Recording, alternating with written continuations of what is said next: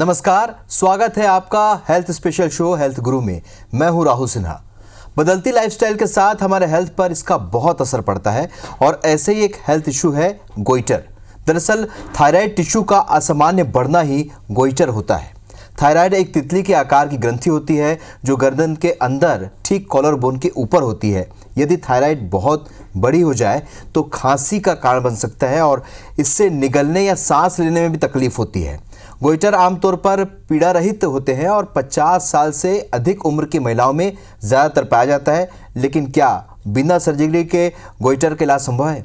आज इस पर हम खास चर्चा करने जा रहे हैं। तो शुरू करते हैं हेल्थ गुरु।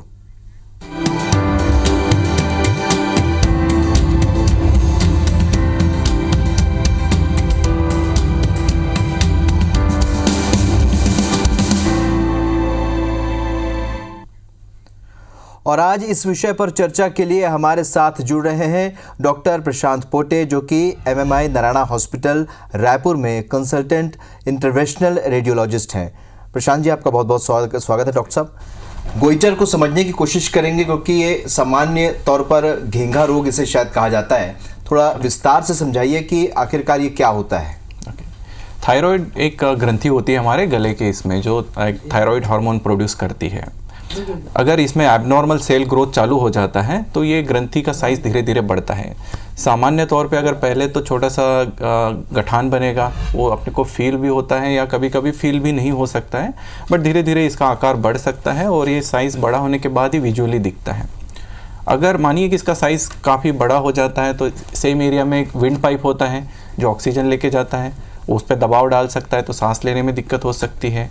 अन्न नलिका भी होती है तो खाना निगलने के टाइम कुछ एबनॉर्मल सेंसेशन आता है या दर्द हो सकता है, या कॉस्मेटिक प्रॉब्लम जो होता है जो दिखने की वजह से अच्छा नहीं दिखता है किसी को। तो ये सब सिम्टम्स हो सकते हैं गोइटर के। थायराइड ग्लैंड में ये होता है और चूंकि हार्मोन का स्तर आप बता रहे हैं कि इस पर तो ये किस तरीके से हार्मोन के स्तर को बढ़ने से या कम करने में प्रभावित करता है गोइटर, ये भी थोड़ा समझाइए आप।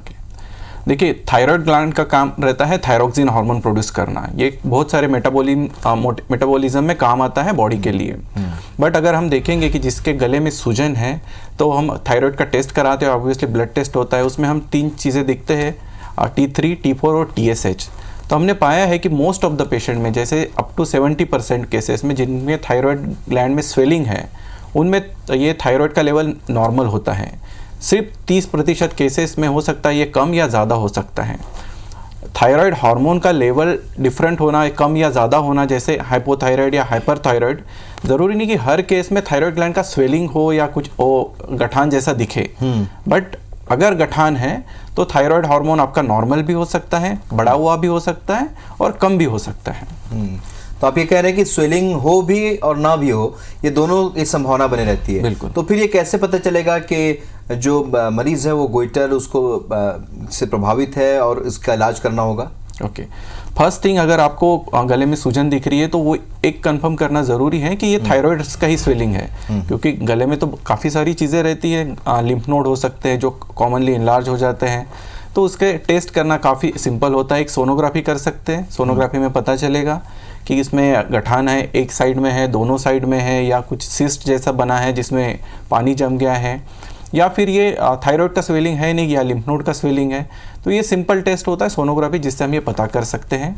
और जो ब्लड टेस्ट हमने अभी चर्चा की कि उसमें हम आइडिया आ जाएगा कि ये TSH हार्मोन की और T3 हार्मोन के लेवल ज़्यादा है या कम है।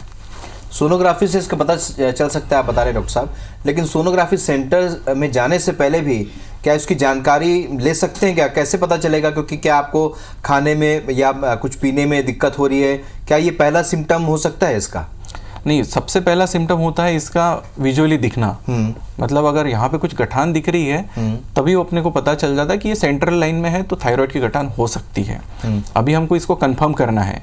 जब कॉम्प्रेशन सिम्टम जिसको हम बोलते हैं, जिससे अगर ट्रकिया कॉम्प्रेस हो रही है, अन्न नलिका कॉम्प्रेस हो रही है, ये तभी होते हैं जब इनलार्जमेंट काफ़ी बढ़ जाता है जी। और ये ऐसे नहीं कि 10-15 दिन या 1 महीने के अंतराल में बढ़ रहा है, ये काफ़ी धीरे धीरे बढ़ता है। तो आपके पास काफ़ी समय रहता है डॉक्टर से विजिट करने का और इसके लिए जांच कराने का। तो आप कह रहे हैं कि पीड़ा रहित होता है, लेकिन स्वेलिंग की वजह से आप इसे पहचान सकते हैं, लेकिन इसमें दर्द हो ऐसा बहुत पॉसिबिलिटी इसकी बहुत कम होती है। इलाज पर आते हैं, क्योंकि बहुत लंबे समय से ये घेंघा रोग या अपन गोइटर जिसे आप कह रहे हैं वैज्ञानिक भाषा में, लेकिन इसका इलाज बहुत पहले संभव है और अब तो बहुत कम केसेस होते हैं। डॉक्टर साहब, थोड़ा इलाज की तरफ भी बढ़ते हैं, क्या इसकी सामान्यतः इसके इलाज उपलब्ध है फिलहाल? देखो, थायराइड स्वेलिंग में क्या होता है कि पहले तो हमको कंफर्म करना है कि ये थायराइड का स्वेलिंग है। दूसरी चीज कंफर्म करना है, एक छोटा सा टेस्ट होता है, नीडल द्वारा एक टेस्ट करते हैं जिसको बोलते हैं एफएनएसी। एफएनएसी में क्या होता है, नीडल के द्वारा थायराइड में से सेल्स निकाले जाते हैं जिस एरिया में स्वेलिंग है, उस स्वेलिंग का लेबोरेटरी टेस्टिंग होता है, क्या ये स्वेलिंग कैंसरस है या नहीं है। ये सबसे इंपॉर्टेंट चीज होती है आगे के ट्रीटमेंट डिसाइड करने के लिए। अगर ये कैंसरस नहीं है तो मतलब ये गठान को निकालना कितना ज़रूरी है ये डिसाइड करना पड़ता है। और अगर ये कैंसरस है तो डेफिनेटली जितना जल्दी हो सके इसका ऑपरेशन द्वारा इलाज करना कंपलसरी होता है।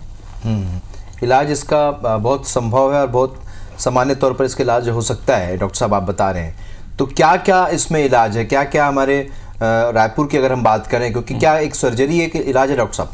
इसमें मुख्यतः पे दो टाइप के इलाज होते हैं, एक होता है सर्जिकल और एक होता है नॉन सर्जिकल।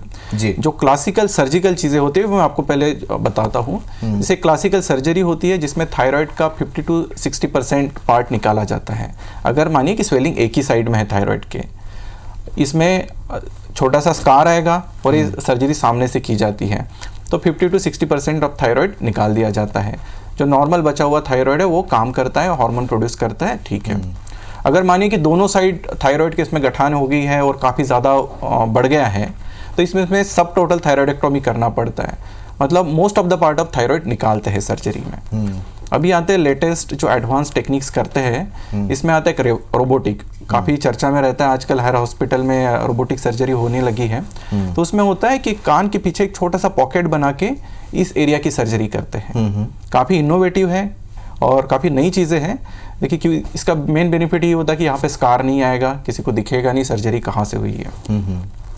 इसके अलावा एक सर्जरी होती है जिसको हम बोलते हैं लेप्रोस्कोपिक सर्जरी। जैसे हमने पेट की काफ़ी सारी सर्जरी लेप्रोस्कोपिक होती है, तो इसमें भी लेप्रोस्कोपिक सर्जरी होती है जिसमें कॉलर बोन के नीचे से जाके ये थायराइड की ग्रंथि को निकाला जाता है, ट्यूमर को। एक होती है सबलेबियल और ट्रांस ओरल सर्जरी, जिसमें आप देखेंगे लिप के नीचे से जाके थायराइड का इलाज किया जाता है। तो काफ़ी सारी सर्जिकल एडवांसमेंट है जिसके द्वारा थायराइड का ये सर्जरी किया जाता है। ठीक है।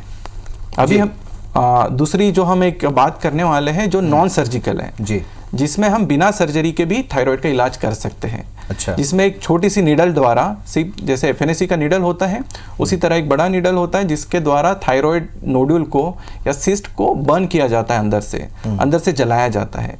जलाने के बाद ये जो एबनॉर्मल गठान है, एबनॉर्मल स्वेलिंग है, आप देखेंगे 3 से 6 महीने के अंतराल में 70 to 80% श्रिंक हो जाती है। जी, तो ये एकदम लेटेस्ट है जो आप बता रहे हैं, जिसमें आप थायराइड की जो स्वेलिंग को जला दिया जाता है।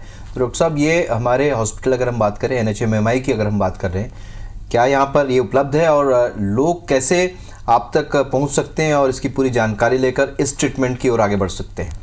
ये काफ़ी लेटेस्ट टेक्निक है, हम पिछले 1 साल से इसका यूज़ कर रहे हैं और काफ़ी पेशेंट ने इसको बेनिफिट लिया है। और इसके रिलेटेड जो भी इंफॉर्मेशन है यूट्यूब पे काफ़ी सारी इंफॉर्मेशन अवेलेबल है। भले ही ट्रीटमेंट लेटेस्ट है, बट अगर आप देखेंगे चाइना और कोरिया में ये पिछले 10 साल से यूज़ की जा रही है। इंडिया में हाल ही 3 या 4 साल अगर हुए होंगे ये ट्रीटमेंट अडॉप्ट हुई है, और इंडिया में भी काफ़ी सारे लोग इसका यूज़ कर रहे हैं। हर मेजर सिटी, हर मेट्रो सिटी में, हर बड़े हॉस्पिटल में इसका इलाज पॉसिबल है और ये ट्रीटमेंट अवेलेबल है। ठीक है, ट्रीटमेंट पर आगे भी बात करेंगे डॉक्टर साहब। थोड़ा पीछे चलते हैं क्योंकि सिम्टम्स पे भी चर्चा करना बेहद ज़रूरी है। सिम्टम्स यानी कि जब आप कह रहे हैं कि स्वेलिंग नज़र आ रहा है गले में, लेकिन ये अक्सर होता है कि गले चाहे शरीर के किसी हिस्से में सूजन होना, गठान होना, लोगों को हमेशा सबसे पहला डर ये होता है कि ये कहीं कैंसर तो नहीं है। बिल्कुल। तो ये डिफरेंशिएट कैसे करेंगे कि ये कैंसर नहीं है बल्कि गोइटर है और जिसका इलाज अब कराना ज़रूरी है? जैसे कि हमने बात की, इसमें डायग्नोस्टिक टेक एकदम सिंपल है। जैसे सोनोग्राफी करते हैं तो उसमें आइडिया आ जाता है कि ये कैंसरस है कि नहीं है या सिंपल गोइटर का ही बीमारी है। तो सोनोग्राफी हमको एक आइडिया दे देता है। दूसरे टेस्ट की हमने बात की एफएनएसी, मतलब सुई द्वारा जो सेल निकाल के जांच की जाती है। ये 2 चीज़ें करने से पूरा कंफर्म हो जाता है कि ये कैंसरस है कि नॉन कैंसरस है। इसके आगे भी कुछ टेस्ट होती है, अगर वो कैंसरस है तो जैसे पेट स्कैन होना है, कोलॉइड स्कैन होना है, वो आगे में हम कर सकते हैं अगर ज़रूरत पड़ती है तो। बट मुख्यतः ये 2 टेस्ट से 99% लोगों का काम हो जाता है। ठीक है, अब थोड़ा नॉन सर्जिकल जो आप थेरेपी जिसके बारे में आप बता रहे थे कि हम अब हमारे छत्तीसगढ़ में NHMMI हॉस्पिटल में भी ये उपलब्ध है। डॉक्टर साहब, इसमें क्या इस ट्रीटमेंट को और थोड़ा सा विस्तारित करके बताइए, और इस ट्रीटमेंट के बाद किन बातों का ख्याल रखना होता है ये भी हमारे दर्शकों को बताइए। देखिए, हम बात कर रहे हैं माइक्रोवेव एब्लेशन में। माइक्रोवेव एब्लेशन में क्या होता है कि एक छोटी सी निडल जाएगी अंदर और उसके द्वारा जो नोड्यूल है उसको हीट किया जाएगा। हीट करने के बाद वहाँ की सेल डेड हो जाती है। सेल डेड होने से ऐसे नहीं कि आज हमने प्रोसीजर किया और दूसरे दिन नोड्यूल गायब हो गया, वैसे नहीं होता है। सेल डेड होने के बाद धीरे धीरे इसका साइज श्रिंक होने लगता है। जितना भी लिटरेचर है या हमारा पर्सनल एक्सपीरियंस है, 3 महीने के अंतराल में इसका साइज 40 से 50% कम हो जाता है, और यही साइज़ 6 महीने के अंतराल में देखें हम 70% तक कम होता है, और साइज़ रिडक्शन 1 साल तक और छोटा छोटा होना वो चालू रहता है।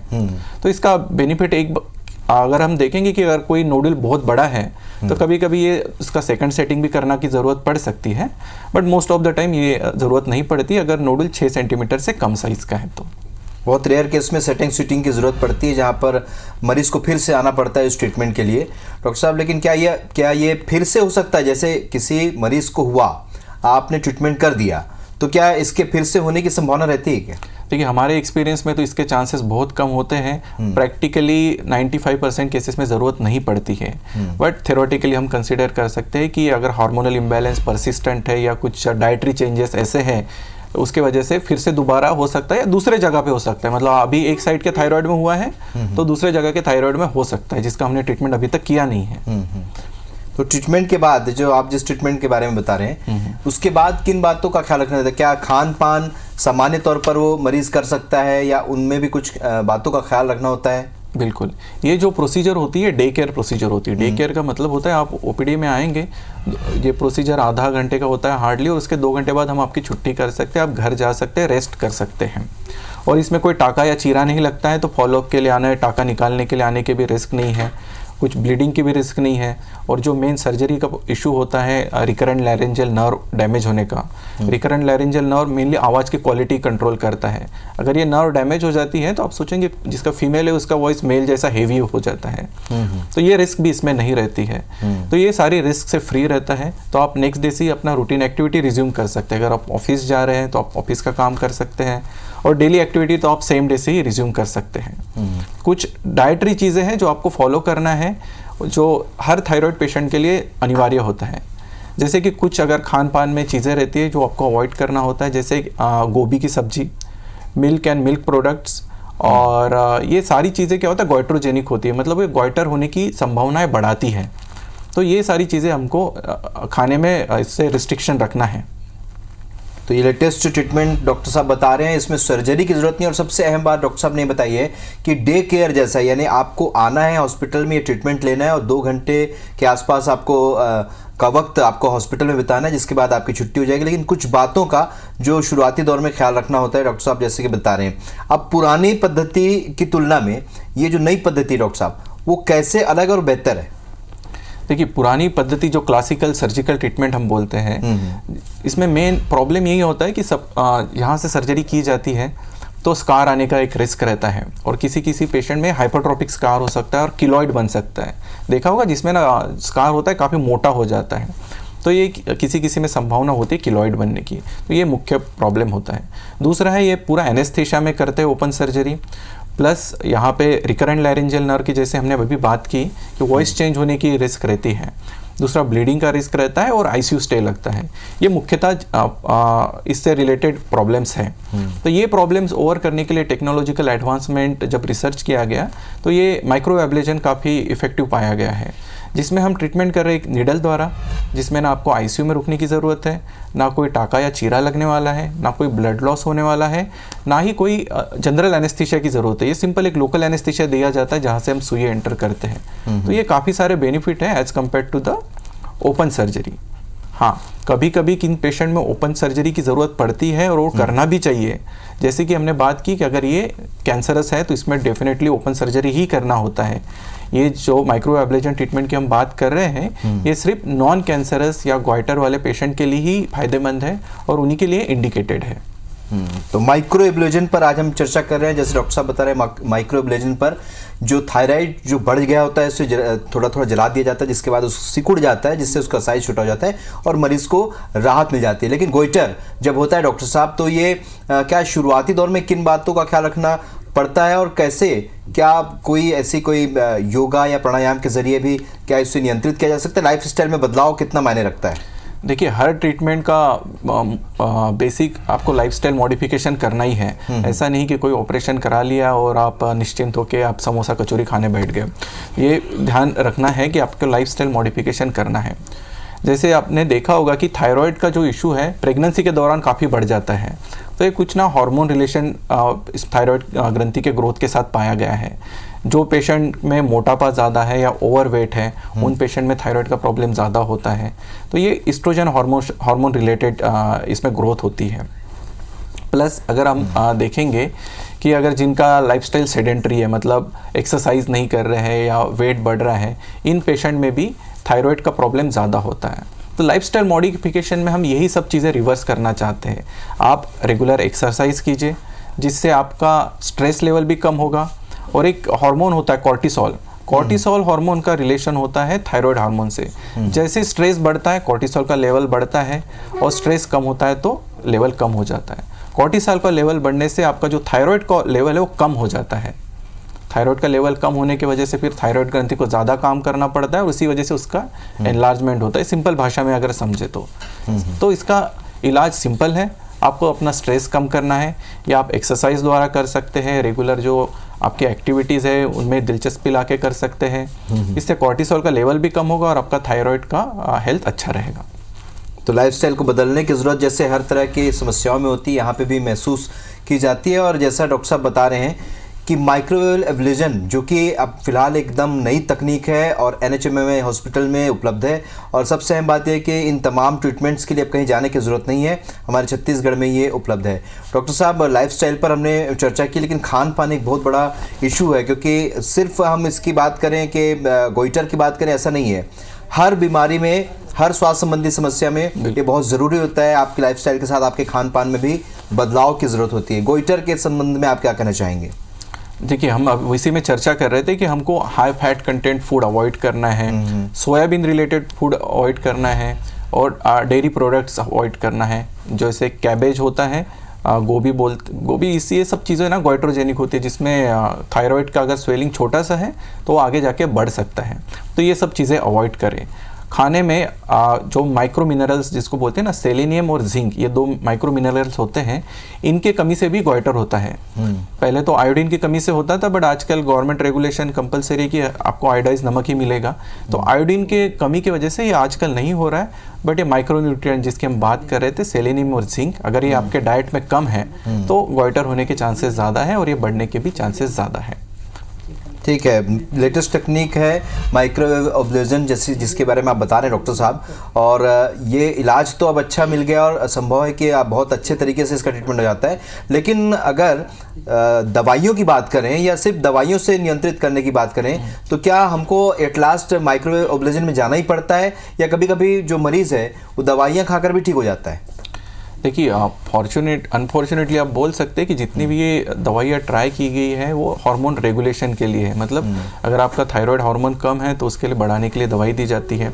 बट इन प्रैक्टिकल ऐसा कोई एविडेंस नहीं है कि जिससे हम दवाई देके जो स्वेलिंग है, जो इनलार्जमेंट है, वो अपन कम कर पाएँ। तो इवेंचुअली ये दवाइयाँ स्वेलिंग कम करने में काम नहीं करती है। हाँ, ये दवाइयाँ हेल्प करती है थायराइड हार्मोन का लेवल रेगुलेट करने में। तो स्वेलिंग के लिए ऐसी कोई दवाई बनी नहीं है जिससे आप सर्जरी की जो ज़रूरत है उसको अपन छोड़ पाए। तो लाइफस्टाइल मॉडिफिकेशन हम फर्स्ट जब भी पेशेंट आता है उसको पहले सजेस्ट करते हैं कि आप डाइट में चेंज कीजिए, रेगुलर एक्सरसाइज, प्राणायाम, ये सब चीज़ें ट्राई कीजिए। अगर इनके करने के बाद भी अगर आपको लग रहा है कि आपका थायराइड का साइज़ बढ़ रहा है तो डेफिनेटली सर्जरी या माइक्रो एब्लेजन, ये सब चीज़ें आपको कंसिडर करना चाहिए। ठीक है, और गोइटर के बारे में अगर बात कर रहे हैं डॉक्टर साहब, आपने बताया 50 साल से अधिक उम्र की जो महिलाएं हैं, ओल्ड एज होने के बाद ही होता है। क्या ये छोटे बच्चों में या कम उम्र के लोगों में भी इसे देखा गया है? और आपका खुद का अनुभव गोइटर को लेकर, ट्रीटमेंट को लेकर, मरीजों को लेकर कैसा रहा है? नहीं, देखिए इसमें ज़रूरी नहीं कि 50 के ऊपर ही हो, ये किसी भी एज में हो सकता है जी। कम उम्र वाले पेशेंट्स में भी होता है। हमने भी 20 या 25 साल वाले पेशेंट्स भी ऑपरेट किए हैं जिनमें भी ये पाया गया है। तो पर्टिकुलरली एज से इससे ज़्यादा कोई संबंध नहीं है। आपका कुछ हार्मोनल इम्बैलेंस है या डाइटरी कुछ ऐसे प्रॉब्लम्स है जिसकी वजह से ये थायराइड की ग्रंथि ज़्यादा काम कर रही है और इसमें कुछ नोडुल या सिस्ट बन रहे हैं, तो ये पॉसिबिलिटी किसी भी एज में हो सकती है। क्योंकि हर बीमारी के बारे में हम जब बात करते हैं डॉक्टर साहब, आनुवंशिक तौर पर ये होता है क्या, ये भी हम जानने की कोशिश करते हैं। तो क्या गोइटर भी क्या आनुवंशिक हो सकता है कि अगर आपके फैमिली हिस्ट्री में ऐसी कोई चीज़ें चल रही हैं या लोगों को हुआ है, दूसरे रिश्तेदारों को हुआ है, तो क्या ये संभव है, ऐसा भी आनुवंशिक भी हो सकता है? बिल्कुल हो सकता है, इसका कुछ ना कुछ परसेंट जो होता है आनुवंशिक से भी रिलेटेड है। और क्योंकि अगर आप सोचेंगे आपके अगर फैमिली में किसी को हुआ है तो बच्चे और किसी को भी हो सकता है, क्योंकि आपका डाइटरी जो कंटेंट है वो सबका सेम रहेगा फैमिली में, जेनेटिक वर्कअप सेम रहेगा, प्लस आपका जो लाइफस्टाइल है वो भी सेम रहने की आशंकाएं हैं। तो काफ़ी सारे कॉमन रिस्क फैक्टर हो सकते हैं। अगर आपके फैमिली में किसी को है तो दूसरे को भी होने के चांसेस हो सकते हैं, ज़रूरी नहीं होगा ही, बट चांसेस रहते हैं इसके भी।